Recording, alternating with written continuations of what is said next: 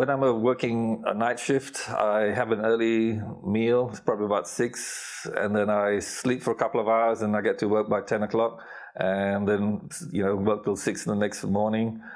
Get home, shower, and sleep. But I can't sleep at work. I have earplugs. I have a mask. I have dark curtains, but if I finish a night shift and I get home by about 7 in the morning, have a shower, I'm in bed by 7:30, and I get up about 12:30. It's not a full night's sleep, a full 6 hours sleep or whatever, but it'll have to do. I've got hobbies. I go home. I try and switch off as much as I can. I don't bring baggage home. I don't talk about work too much at home. I love my garden. I do, have a vegetable plot and all this sort of stuff. I like cooking, as you can see. What else? Every now and again, me and my partner, we go for walks, and she likes, she likes doing things, so we have to do things together. Socializing. Just thinking of yourself as well, that's really important.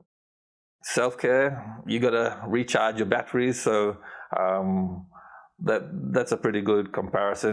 When you're gardening and you fertilize and you mulch and you water a plant, you basically got to do that for yourself too, instead of eat, drink, rest, and chill out. In terms of self-care, I'm a person that likes to keep busy. I think if I stop, that's when I really start to get down, and all the things that I've bottled up, they go out. That's why I always keep myself going. One of my self-cares is just talking to my mum.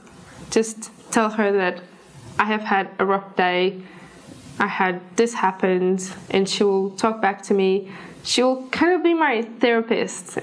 Not really my therapist, but just the sound of her voice just makes me instantly relaxed and feel like, I am listened. Someone is paying attention to me and, actually caring what I say and how I say it. So I guess the sound of my mom's voice really relaxes me. Self-care means you don't have to neglect yourself. It's something that you really have to do it for yourself, because you've got the responsibility to provide cares to others. If you don't have self-care, if you don't give it to yourself, you will not be able to be effective in giving that to others. And in aged care, you really need to look into yourself first, because you've got the vulnerable residents there that requires much of your care. So I think self-care for me is a very important aspect. I didn't realize it until I started doing my registered nursing job. I tend to put myself back, that's fine, it's fine. Self-care is not really important. But when I started working and I realized I didn't get much break, I didn't get much sleep, I just turned out to work. And after a couple of months, I started to burn out. I became emotionally drained, and I started to go emotional breakdown. So I think for me, given that experience, it made me realize really self-care plays an important role if you're working as an aged care nurse. Self-care is not selfish. It's always not selfish, it's always a must. We must do it to be able to provide, to create that space in your heart, big space in your heart, to accommodate as well, to provide that cares to your residents. So it's really, really important that self-care should be a priority. It's not necessarily as a selfish, it's a necessity. So grief for me is something that is very important to look into within yourself. For me, I do have experienced a lot of, feeling that grief inside of me.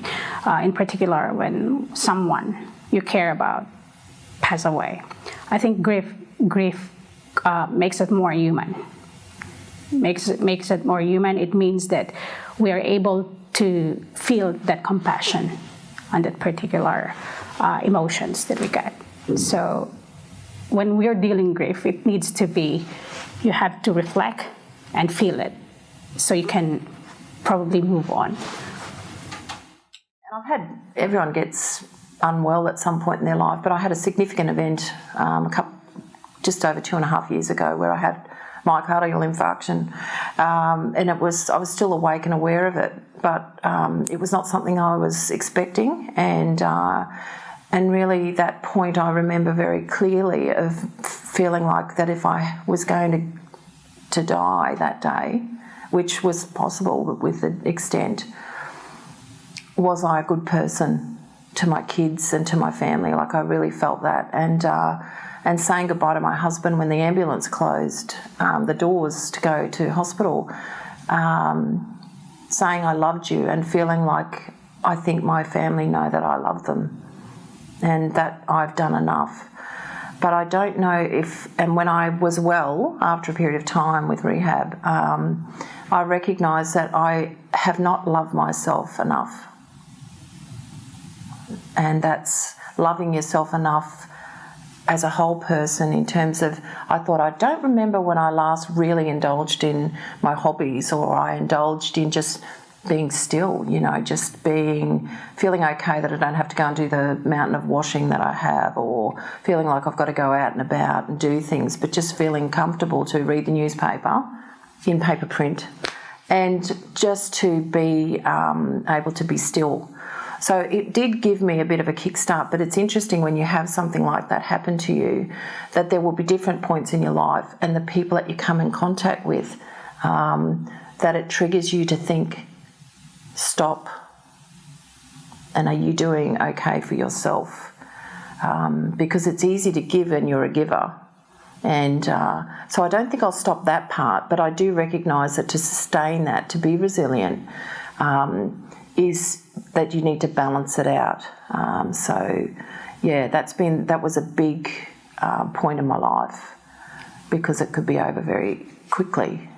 Looking at compassion and compassion for self has been a really big lesson for me over the years, and I find that you have these blocks of maturity of time I certainly do, seems like every 10 years, but I feel that with self-compassion, I look at what I value.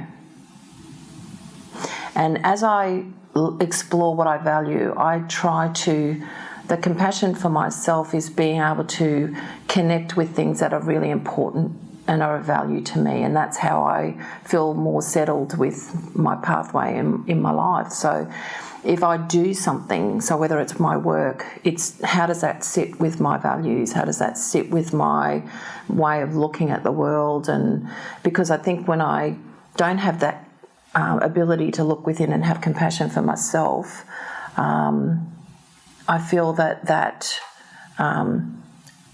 oozes out of me. Like I have these deep feelings of knowing when I'm unsettled before anyone else will see them. So I think that it's just knowing what is of value to you and being able to live true to those values is really, I think, what it means to have self-compassion.